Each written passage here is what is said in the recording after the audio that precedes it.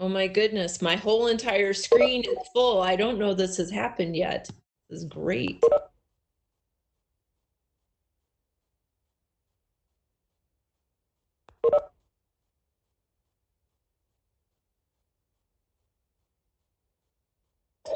Okay.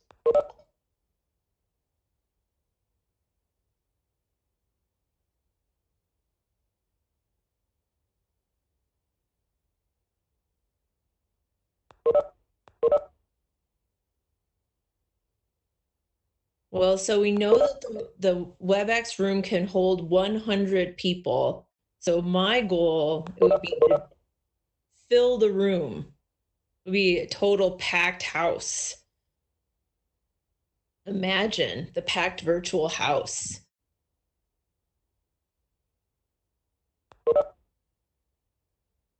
We are live on YouTube. We are live on YouTube. This is so exciting. I am really thrilled to see all of your faces and play the Brady Bunch game in a way that I could not have guessed when I was a kid watching the Brady Bunch, that this would become part of our COVID-19 everyday world. But I am so thrilled to see so many photos of folks that are part of the Department of Education and our MSU Bobcats. My name, if I haven't met you, my name is Trisha Seifert, and I'm the department head in education. Welcome to the first and hopefully only virtual teacher education induction and student teaching send-off ceremony. We have done this for the last several years, and it just keeps getting better and better, with more and more people coming out to really understand that when you join the teaching profession, it means something. It's a huge undertaking because what you do as educators in those classrooms are really preparing the future. And if we've ever seen that come into greater relief than in the last 3 weeks, I can't imagine a time. And so I am just so thrilled and honored that when we said, we can't give up the teacher education induction and student teaching ceremony, we've just got to figure out a new way to do it. We thought of this virtual event, and I tasked Bill Fries and I asked him, would you figure out how we can do this with pack the house virtually and stream it live on YouTube? And if you ever have met Bill Fries, you know he is up to the task and the challenge. And so just watching my screen continuously change with more and more faces joining us, this is remarkable. Thank you for being part of history, of coming to this virtual event where we are here in our, I don't know where you are. I'm in my spare bedroom in the basement of my house because my dog upstairs would be barking and too loud. You might be in your office. You might be in your workout room. You might be in the living room. Wherever you are, we are here together. And thank you for coming and spending some time with us. We are so honored tonight to have remarkable educators to join and to give words of advice, those who've been educators for a number of years and those who are just getting ready to student teach next semester will be sharing in that learning. I'm going to invite President Cruzado, the #1 Bobcat, to some remarks this evening, and thank you so much for joining us in this virtual event. Thank you so much, Trisha. And thank you, Adam. I saw that wonderful t-shirt. I just wanted to be part of this celebration, and I want to thank Trisha for the invitation. And these are important moments. These are very important milestones in your lives. But for me, teachers are absolutely special human beings. And think about it. You could have chosen a number of professions and careers, but you answered the call because teaching at the end of the day is a labor of love. And I just wanted to be here present with you to look at your faces and to say, thank you. the world will be a better place. Thank you for choosing to educate others and to transform their lives forever. I guess I also needed to say congratulations, but it is a big thank you and a big word of admiration that I wanted to bring to you today and to say you are remarkable people. I am so immensely proud of you, and I want to wish you all the joy and the success in the world. I know that you will be fantastic, you will be great teachers, you will be amazing leaders because you're Bobcat teachers. So go Cats, congratulations. Thank you so much, President Cruzado. Those are really inspiring words, and I know they come straight from the heart. And these teachers who are looking back at us from all over parts of Montana and beyond, I don't even know where everyone is joining us, have taken time and have committed their lives to making a difference in students' lives and for being part of that future. And we were thinking about who should be invited to share remarks as our keynote speaker. Immediately, Ann Keith came to mind. Ann is a remarkable educator in the Bozeman School District, and she has seen and done it all, because when you look at Ann's bio, you realize, wow, this is a Montana Teacher of the Year, a winner of the Presidential Award for Excellence in Math and Science Teaching, who's taught both seventh grade math and social studies, has been an interim K-12 curriculum director most recently for the Bozeman Public Schools, and served as a K-5 principal. So talk about an educator who has seen it from the wee little bitty ones all the way through middle school, which I know some of you are middle school, looking forward to teaching in that area and that age range, and that's my favorite grades for sure. And so, Ann, I just can't wait. I've been waiting all day. I was like, oh, what will Ann Keith have to share with us tonight? And so, without further ado, one of the Valley's absolutely best, most cherished teachers is with us tonight. And it is my absolute honor to welcome Ann Keith to share some remarks. Thank you so much, Tricia. It's so great to be here, and thanks for the invitation. This will be my first remote presentation, and when I share my slides, I won't see all your faces. And that'll be hard for me because I usually react to my audience. So we'll just go from here. Let me get my slides going.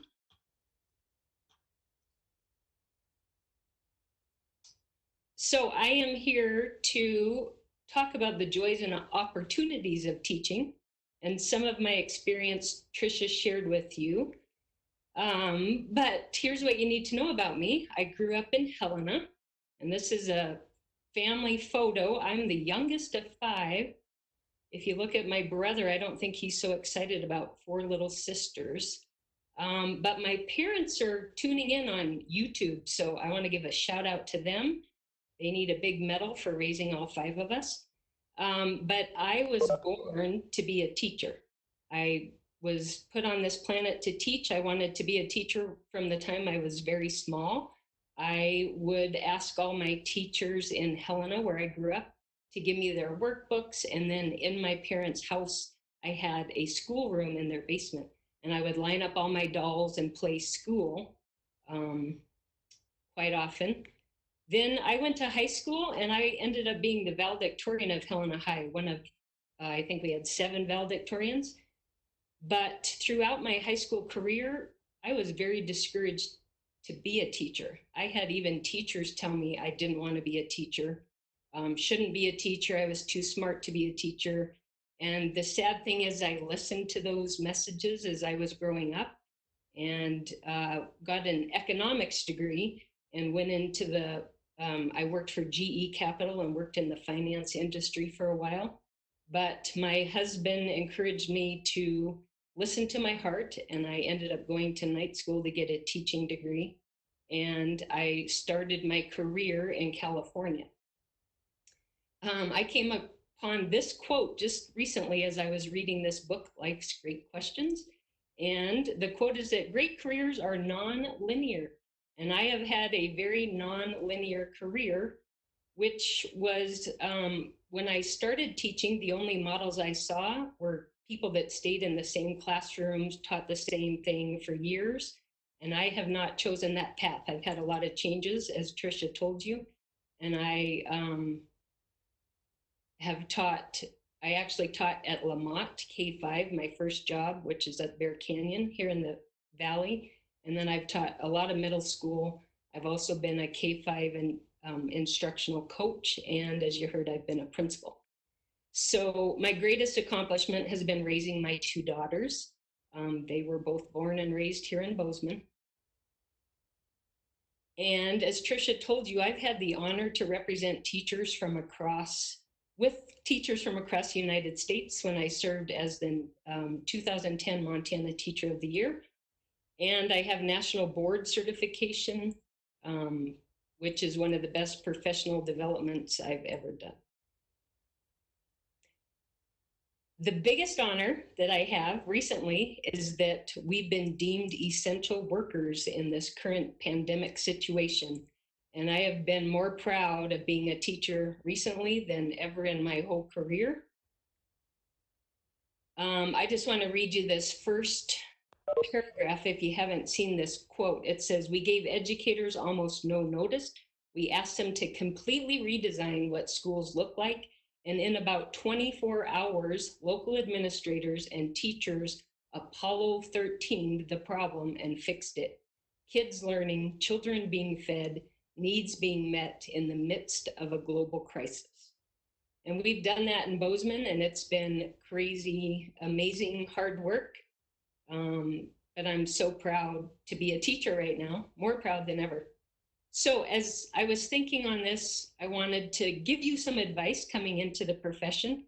And I could talk to you for hours and hours, but I tried to pick my top advice to share with you. And the first thing I want to help you think about is being open to possibilities. When I first came into the profession, I student taught in 2nd grade and 5th grade, and I swore I'd never go higher than 5th grade. And then I spent most of my career so far in middle school. And here's a picture of 2 of my 7th graders. Middle school is a wacky, crazy world, but there's never a dull day, and I absolutely have loved every minute of it. So be open to possibilities. You never know what will come your way, and you should say yes more often than you say no. You should never stop learning. I am always trying to learn something new, and I say the day I think I have it nailed, I will quit teaching. One of my latest encounters has been with a growth mindset, learning what that's all about. And so I am continually learning, and you will be also. This shows you what teachers across the US have encountered in the most recent weeks. We've been on exponential growth, trying to provide emergency remote learning to our students. And this shows you where we've ended up in our journey. My second piece of advice for you is, as you start getting ideas from student teaching or in your career, you have to look at those ideas that other teachers are doing and decide if it's something you want to do, if it fits your style or not. But if it does fit your style, you have to tweak that idea and make it your own idea. So I want to give you an example of how I've done that. There's a concept called Genius Hour that's out there. If you Google it, you will find that it's a way to really increase student engagement and meet 21st century skills. And I heard about that idea and I was really intrigued about it. So I started every Monday in my 7th grade social studies class, I started what's called passion projects. We teach world history in 7th grade.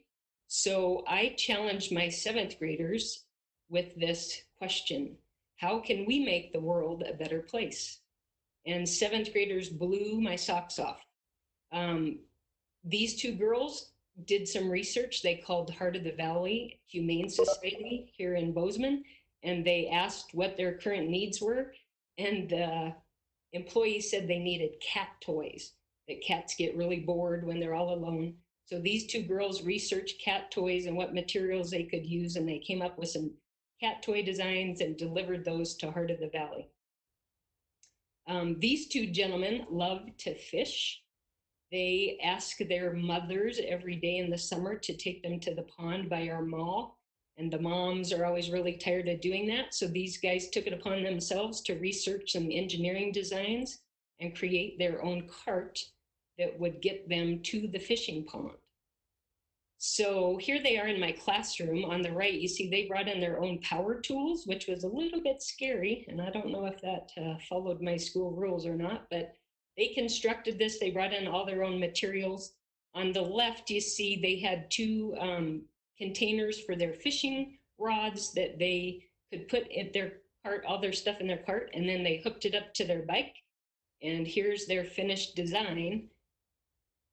The amount of learning that these boys did in this project was far beyond anything I could have assigned in any regular assignment. My third piece of advice for you is to collaborate. Teaching is so hard and so challenging that if you shut your door and try to do it by yourself, you just can't sustain that. So you have to find people that you believe in, that you work well together with, and help each other to serve your kids. My last challenge for you is that you need to reimagine what school is. School hasn't changed a lot in my career until the last 3 weeks when we've seen exponential change, but school's really been the same throughout our whole United States history. And your job as future educators is to reimagine how we can make it better and more effective for students. There have been a lot of positives coming out of the pandemic. I strongly believe that our public will have a new appreciation for public school teachers and public education when they realize all the things that we've done for that we are doing for their students on a daily basis. So we have to keep our sense of humor about it all. I hope you've seen these types of memes that are honoring what we do every day.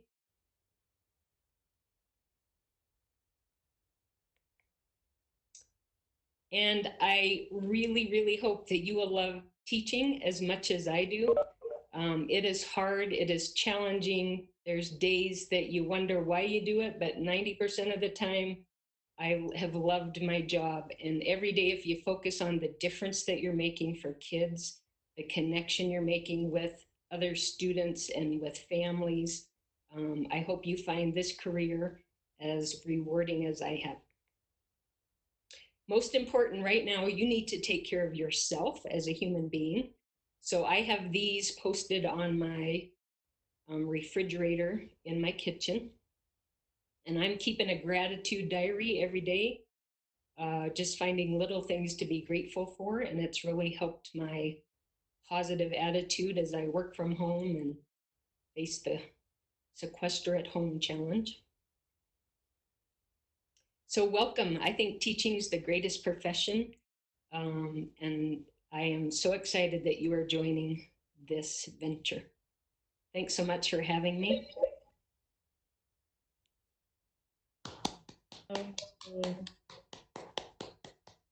I wish I could figure out how to clap while holding my computer. That was absolutely beautiful, Anne, and so very true. When you think about the effect that teachers have on single individuals and then families and communities and a state and our country and a world, like 3,000 seems like a small number. I think it's 3,000 ripples that ring out to 30,000 people that then ring out to 300,000 people. And so what you all are doing, as I'm looking at all your faces, is getting ready to go and make a difference in 300,000 people's lives, either directly or indirectly. And that's pretty amazing and kind of, I don't know, it's a little daunting, but in the most exciting way. If we were in person, and so next fall when you come back, we want you to come by the office in Reed Hall in Reed 250 because you will be receiving your pin that gets you in the door. In the medicine field, they call this the white coat ceremony. It's when they identify and bring into the profession those who will become physicians, other essential workers that are making such a difference in our world right now. This is our white coat ceremony. And the thing that is similar is that every time you walk into a school, you're asked to show your badge, your name pin, to verify that you indeed belong there. And so we will be providing each of you with your pin that gets you in, that demonstrates that you are a teaching professional and that you are ready to change the lives of so many. And so with that, I am going to share with you who is in the teacher education induction program, and there are 102 of you that we are welcoming into this profession tonight. That is pretty awesome. So I didn't get a chance to practice your names by going around and asking you exactly how to pronounce some of the surnames. So I apologize in advance if I misstate your name in any way. But I'm just going to start not in alphabetical order. So you'll have to pay attention the whole time for when your name is called. Jennifer Burchak, Stephanie Gillett, Elizabeth Funk, Amanda Cox, Suzanne McKeever, Jillian Thornton, Andrew Cantley, Paige Anderson, Clarissa Murray, Joey Reeby, Tyson Gentry, Josie Hambrick, Ellie DeBrucker Martin, Alicia Benson, Emily Cornell, Taylor Hosek, Jade Williamson, Abigail Grab, Danielle Birdwell, Mason DeVries, Christopher Cunningham, Madeline Alderman, Bridger Waters, Lucy Rose Laddick, Johanna Lowy, Katrina Fettis, Abigail Meads, Christine Gibbs, Micah Holt Seavey, Michaela Keltzer, Julia Wida, Valerie Greenfield, Haley Hain, Mackenzie Harvey, Peter Malminger, Alexandria Davis, Colin Buck, Susanna Love, Adam Agmanoni, Claire Heck, Carissa Harmon, Braden Merrim, Dylan Roche, Caitlin Koterba, Vanessa Falgren, Hannah Sheldon, Naomi Villette, Brianna Anderson, Samantha DeMars, Mackenzie Ketchum, Jasmine Benson, Elizabeth Williams, Rebecca Varnes, Sarah McLean, Jake Martin, Cade Sirkovnik, Hunter James, Sinoni Knight, Nicole Anderson, Katie Williams, Kayleen Hager, Reed Cowanauer, Alexandria Branshaw, Sydney Hawbaker, Sarah Thies, Zachary Gale, Chisholm Green, Sierra Osborne, Lauren Kesner, Jessica Roth, Bryson Whited, Eleanor Lindman, Taylor Holliday, Amber Lacrosse, Haley Mills, Caitlin Hansen, Marlee Nangle, Mackenzie Knight, Evan Eskew, Micah Murphy, Kara Erickson, Drew Davis, Felicia King, Carly Anderson, Brittany Welter, Natalie Gates, Zachary Parker, Shania Fagan, Colin Kazmaier, Haley Oster, Reese Campbell, Libby Krunche, Sarah Rice, Aaron Mullen, Michael Hopfoff, Andrew Schulstad, Cody Irant, Chelsea Heiser, Brianna Osborne, Rebecca Stevenson, Peter Guercio, and Kelsey McDonough. That is a lot of names.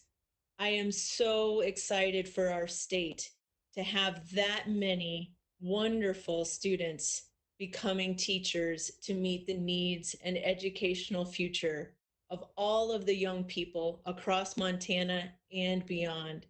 That is so remarkable.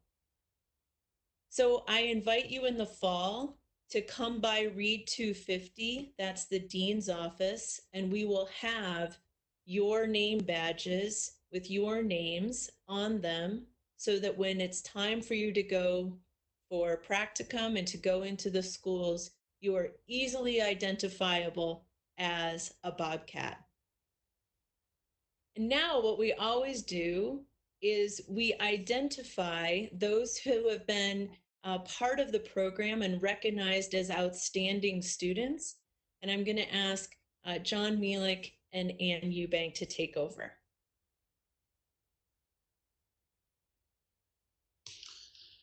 Thanks, Tricia. It's always a big responsibility to have to follow great speakers, and I never like doing it, but I want to talk just briefly. We have a team in our department called the Student Support Team, and the Student Support Team is really in place to help students who need a little extra something to be successful. And that team is Ann Eubank, Cindy Meldahl, Ginny Moore, and myself. And what we do is we work with faculty, we work with staff, we work with students, and we try to identify where barriers might be, get those out of the way, figure out where someone needs a little extra support, make sure they get that support. Last summer, we were talking and we thought, you know, the one thing that we haven't done a great job of is tracking the students that we work with who do outstanding work. And so this year, we really wanted to make sure that we took an opportunity in a moment to talk about some of the students who are doing really great work. And so we did ask our faculty and staff, particularly in the fall, to keep track of students who were meeting the requirements of their classes above and beyond, who were evidencing their professional dispositions in a way that really exceeded what they saw from everyone else in their peer groups. And we did break these up.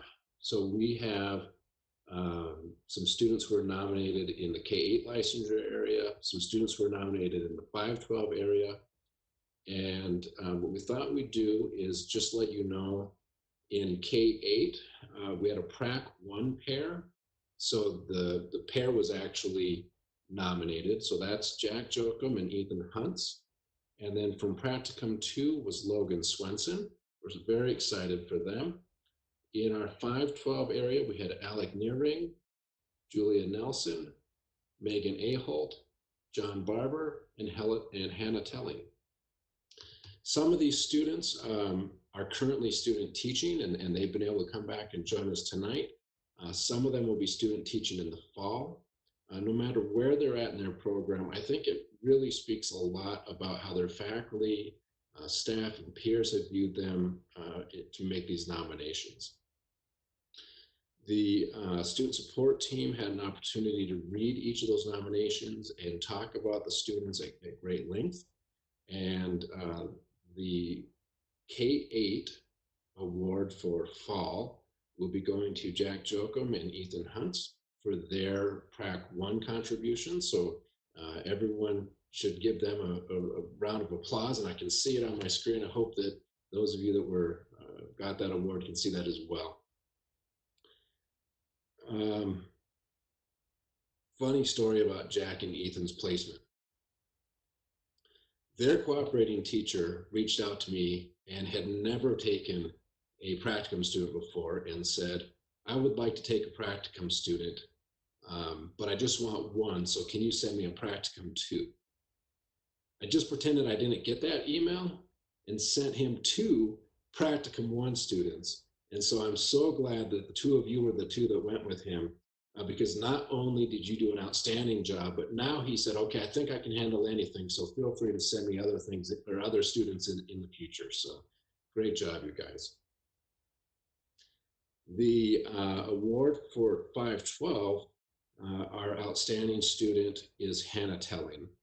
And Hannah's currently student teaching. She's an English major. If you know Hannah, it's not surprising that she would be nominated for this award. Hannah is an outstanding individual who has had experience presenting at national events. She has done a fantastic job with her student teaching experience. She has a super high GPA. She has just been outstanding her entire time at MSU. And we expect when she graduates here in a very short while that she'll continue great things in her classroom as well. So those are our outstanding students. We're very excited for all of you. I believe that Dr. Seifert will be sending you a certificate sometime in the future, letting you have something that you can proudly display. Now I want to talk just briefly about fall student teaching. And in the fall, we generally have between 50 and 60 student teachers. That's about our normal range.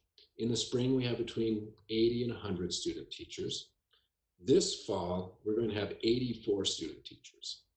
And I'm not going to read you all of their names tonight. I can tell you looking on the screen that many of them are here. One of the things that we always do at these events is we ask the student teachers to share with everybody who's new to our program their one piece of advice that they wish they would have known prior to coming into this program. So if you're going to be going into student teaching in a minute, I'm going to turn it over to Anne. She'll ask you to hit the raise your hand button on your participant list. She'll unmute you and you can give your piece of advice. I'm going to let you think about it for a second. And what I'll do is I'll give you my pieces of advice as someone who has worked with at least 3 student teachers over the years. Number one, the number one thing I think you need to work on when you're student teaching is building relationships. But it's a lot of relationships. It's the relationships with your students, your cooperating teacher, your school administration, and then the ones that I think are really important that a lot of people don't spend their time on, but if you do, it really pays off. One is the office administrator. They know everything that happens in that building. And if you can get in and talk to them, it's amazing how sometimes you'll get things that other people don't because you've taken the time to get to know them. The second person that I think is really important in a school to get to know is the lunch lady. And the reason for that is when I student taught, and even when I had my first couple of years teaching, I didn't have a lot of money. And I was buying those lunches every day. And what I found was that when I went in, I told them that I liked the food, I appreciated them, I got more food. And so that was always a really good thing for me. In fact, my first year of teaching, I had such a fun time with those lunch ladies. I came into work on my birthday and they had made me an entire thing of cinnamon rolls and had them sitting on my desk warm when I came in. That was probably the best birthday present I had. the last person that I think you need to build those relationships with is the school custodian. They can make a huge difference in your life. So students, teachers, administrators, office administration, the custodian, lunch lady, and parents. Don't forget to reach out and make positive relationships with the parents. You don't want the first time you connect with them to be over something negative. Send them a welcome letter, let them know who you are, but spend a few minutes getting to know them as well.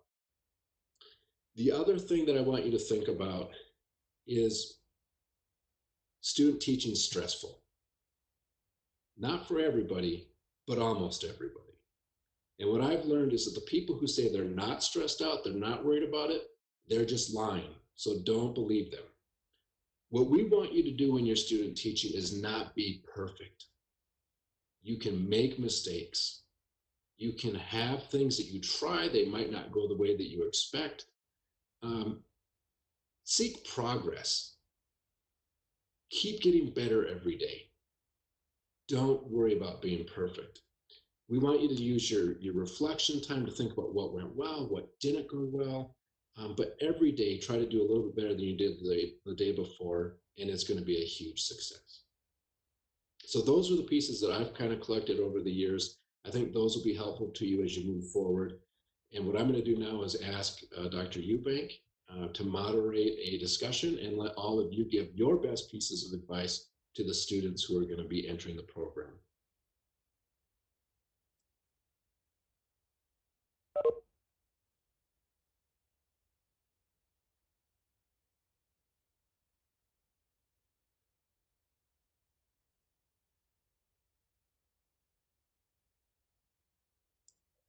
Don't everyone raise your hand at once.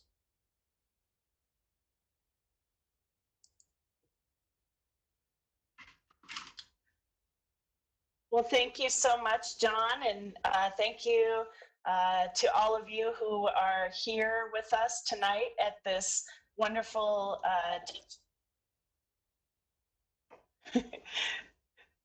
All right, so I have just a couple of instructions for you as you raised your hand. So I will just select you. I will unmute your microphone, and then if you could state your name and your teaching major, and then your brief piece of advice. And so we'll start with Kimberly. Hi guys, my name is Kimberly Beery. I'm an English education 5 through 12 major, and my brief piece of advice for you guys is to definitely lean on your professors. They're so knowledgeable, and they are truly there to help you, and it was just amazing to have the experience of communicating with them and, you know, bouncing problems and ideas off of them and getting their feedback, because they truly have a ton of amazing experience.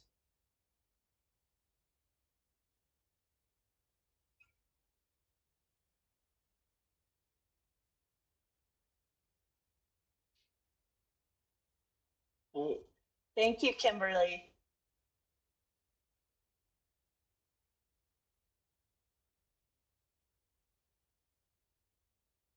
Do we have others?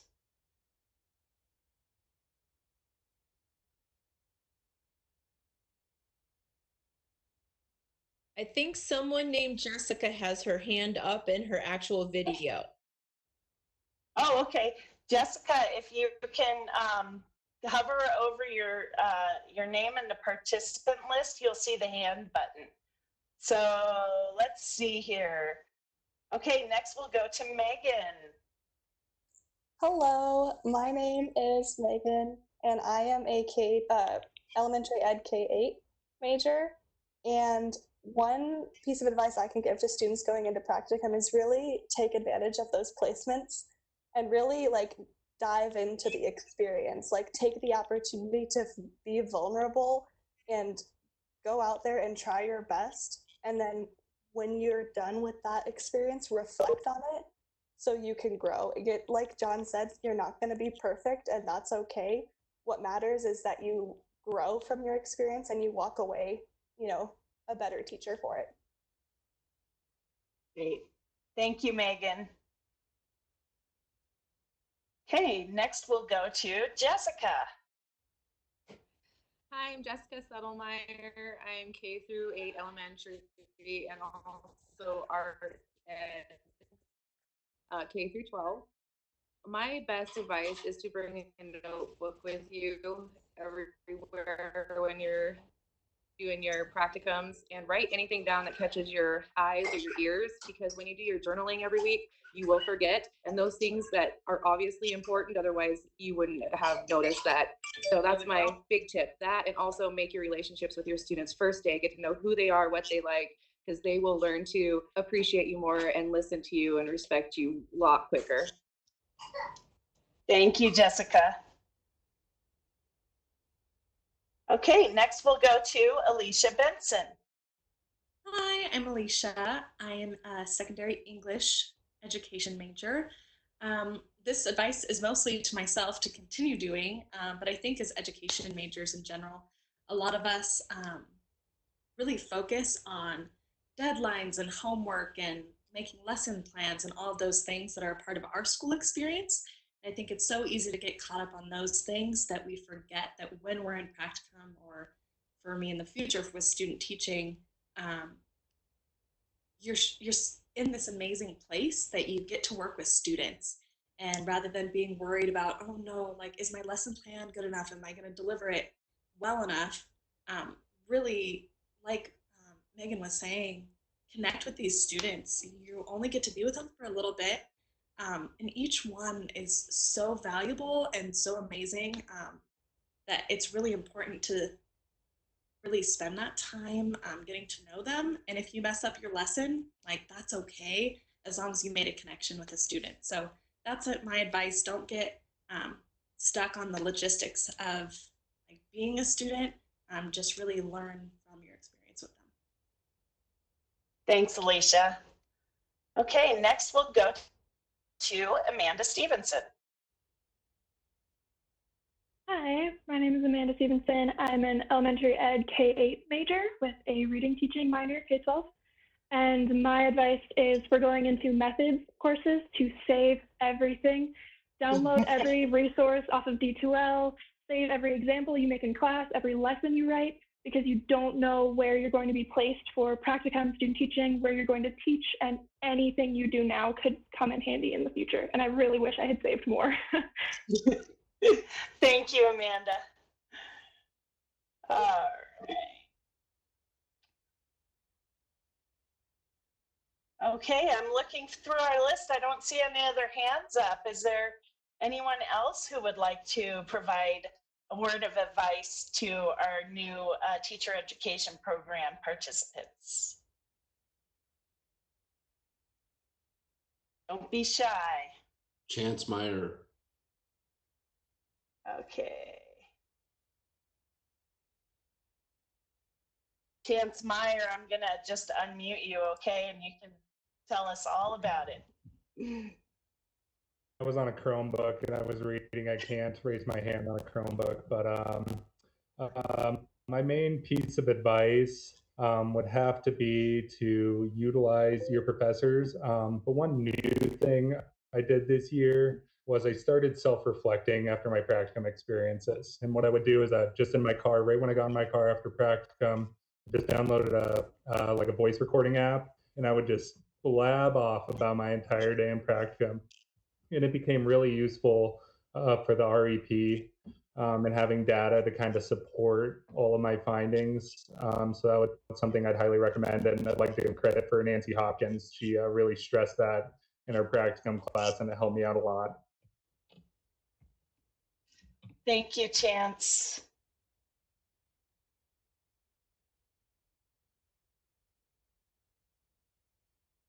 How about Josie? Do you have anything to share? I did. For those who are going to be going into practicum, use your CTs. I mean, this practicum got cut short, yeah. But I ended up with somebody who's been teaching for 19 years, and her kindergartner class was above the first grade classes down the hall. There is so much knowledge to be gained from them. pick their brains as much as you can. It was a very awesome experience. And whatever teacher you get, ask them, how do you do this? Thanks, Josie. Okay, I'm going to ask one of our award winners, Ethan Hunts, to share. Hey, I think really kind of looking at it, the biggest thing that I think would have been the nicest piece of advice is really just take the time to appreciate the effort that your professors are putting in. It's easy a lot of the time to kind of take things at face value and just be like, oh, okay, that's kind of interesting. That's something I could do in my classroom. But really take the time to, evaluate what they're doing, how much effort they're putting in, and realize that you're going to be, kind of passing that forward. Thanks, Ethan. So just so you all know, John Mielek is giving me names via private chat. So now I'm just going to call on you. So how about Adam Jordan? Yeah, I would say, especially now, not to take teaching for granted at all. Just being able to see the students every day was awesome time, especially for health enhancement. Just taking away all the information that your teachers have given you. So now you're going to apply it to the real world and going out, getting some exercise in daily, just stuff like that. Thank you so much. How about Jack Jokum? Yes. So I'm a K through 8 elementary education. One piece of advice that I found really useful this semester was to take every opportunity that your CT gives you. Go ahead and take that step forward. Really fulfill your teaching needs. Any opportunity you get to teach whole group, I thought was insanely useful. Even though right off the bat it may be scary and intimidating, but I think the more you step in, the more comfortable you get and the better teacher you become. Thank you so much. How about Kelsey Lance?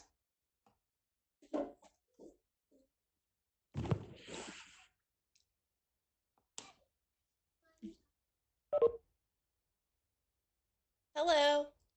Hi, Kelsey. I can't see you. That's okay. Oh, I see you. Hi.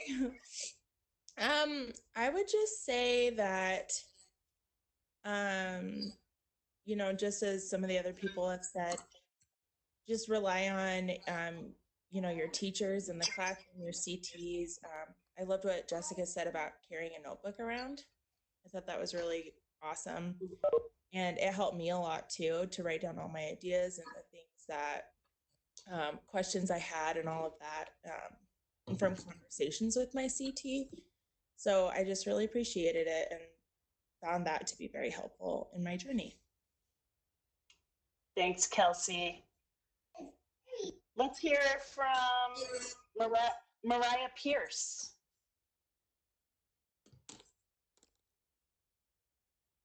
Can you hear me?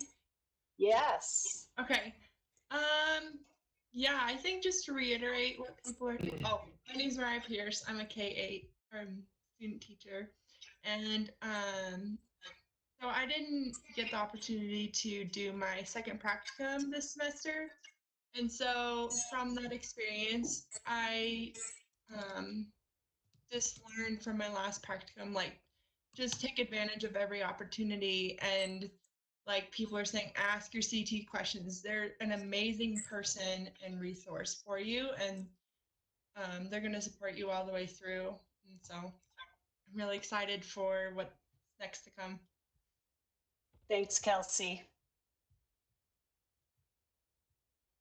Or Mariah, excuse me. Okay, let's hear from Olivia Van Fleet. I'm Olivia Van Fleet, and I'm majoring in elementary ed and then a minor in biology. And I would say my main piece of advice would be to take advantage of talking to Cindy and to John. Those two people, they've been huge resources and encouragements in finishing strong in the program. Great. Thank you, Olivia. All right. And how about, let's see, did we hear from Josie?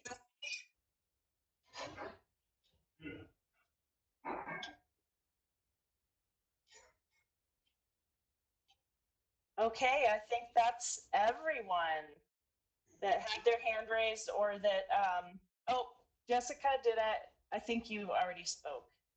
Okay, I think that's everyone. So I will thank you so much for all of your pieces of advice. I'm sure that our new inductees have benefited greatly from your expertise and your guidance as you have been through this program and you're about to embark on this amazing professional experience this fall.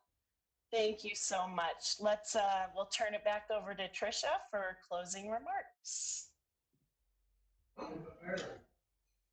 I want to thank you all again for turning out for our very first ever virtual teacher education induction and student teaching celebration and send-off. You make Bozeman proud. You make Montana State proud. I'm getting a little verklempt because it's kind of a weird time. And you probably feel like it's a weird time too. Like, we weren't going to do this. We were going to do this in person. We were going to be in Norm Asbjornsen Hall, in the big, beautiful Norm Hall, and the mountains would be behind us.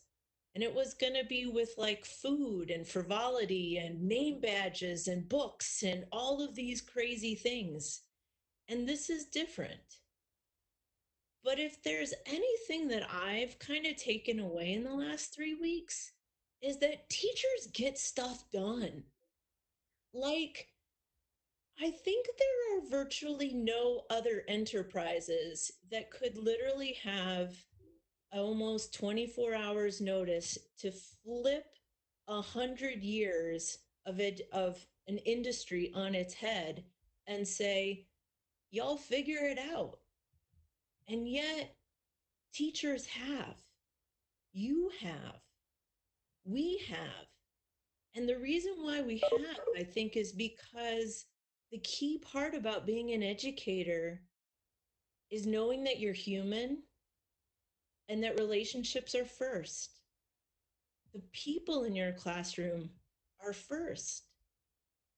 And when we connect first about the people and how they are and where they are, that's when we can start to really get at the what we teach. And so there are moments when I think, what do I teach? But mostly I think, who are we teaching? And who is it that teaches? And so one of the things that I'm taking away from the wonderful comments tonight is that who you are as a teacher and how you invest in your own care, in your own reflection, pays back 700-fold to the students in your classroom, because they will see that you're real, that you feel, and that you feel for them, and you want to understand them, because it's in that space of shared understanding that education actually happens. And I know this is a really weird time, and I feel it too. I think we all do. And yet we'll get through it. We'll get through it together, because people have gotten through crazy stuff for millennia and will continue to.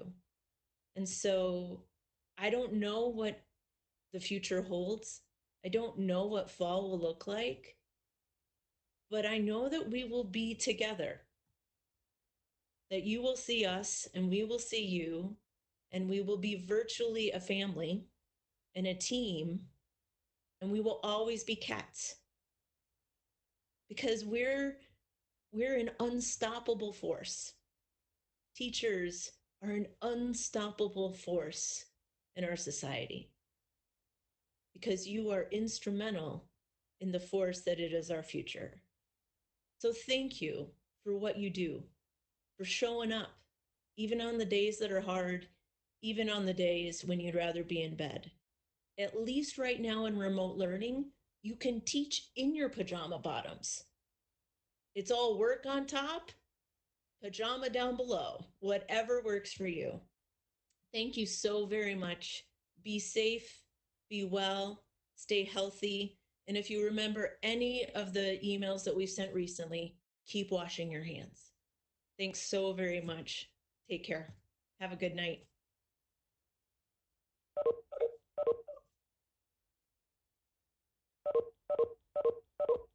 Thanks, everyone. Thanks, all students, faculty, staff, Bill, all of the tech, John, Anne, all of our teachers, all of our faculty, all of you who are still on the line. Man, you rock. Thank you, President Cruzado.